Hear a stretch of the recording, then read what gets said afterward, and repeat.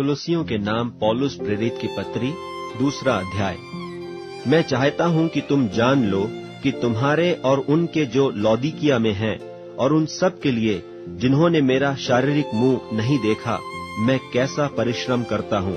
ताकि उनके मनों में शांति हो और वे प्रेम से आपस में गठे रहें और वे पूरी समझ का सारा धन प्राप्त करें और परमेश्वर पिता के भेद को अर्थात मसीह को पहचान लें, जिसमें बुद्धि और ज्ञान से सारे भंडार छिपे हुए हैं। यह मैं इसलिए कहता हूं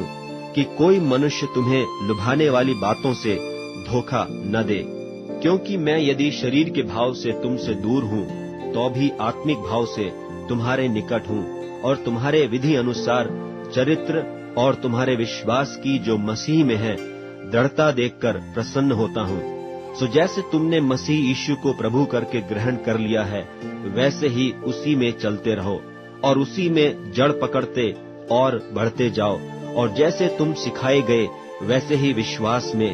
दृढ़ होते जाओ और अत्यंत धन्यवाद करते रहो।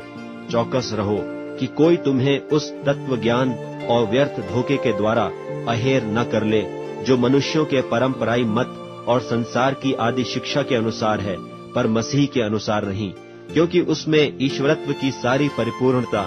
सदैव वास करती है और तुम उसी में भरपूर हो गए हो, जो सारी प्रधानता और अधिकार का शिरोमणि है। उसी में तुम्हारा ऐसा खतना हुआ है जो हाथ से नहीं होता, अर्थात मसीह का खतना, जिससे शारीरिक देह उतार दी जाती है और उसी के साथ बपतिस्मा में गाड़े गए और उसी में परमेश्वर की शक्ति पर विश्वास करके जिसने उसको मरे हुओं में से जिलाया, उसके साथ जी भी उठे।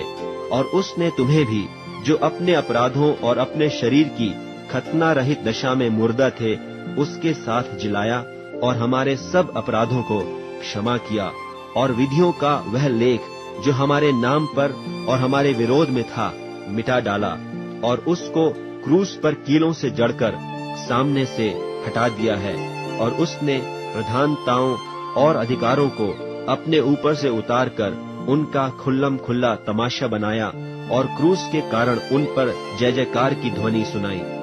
इसलिए खाने पीने या पर्व या नए चांद या सब्तों के विषय में तुम्हारा कोई फैसला न करे,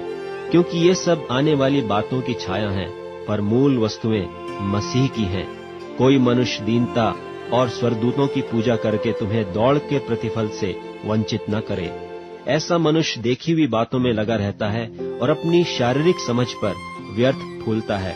और उस शिरोमणि को पकड़े नहीं रहता, जिससे सारी देह जोड़ों और पट्ठों के द्वारा पालन पोषण पाकर और एक साथ गठकर परमेश्वर की ओर से बढ़ती जाती है।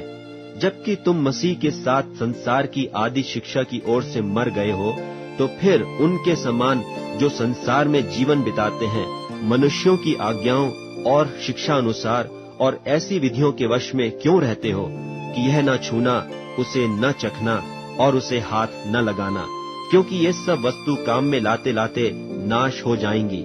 इन विधियों में अपनी इच्छा के अनुसार गढ़ी हुई भक्ति की रीति और दीनता और शारीरिक योग्याभ्यास के भाव से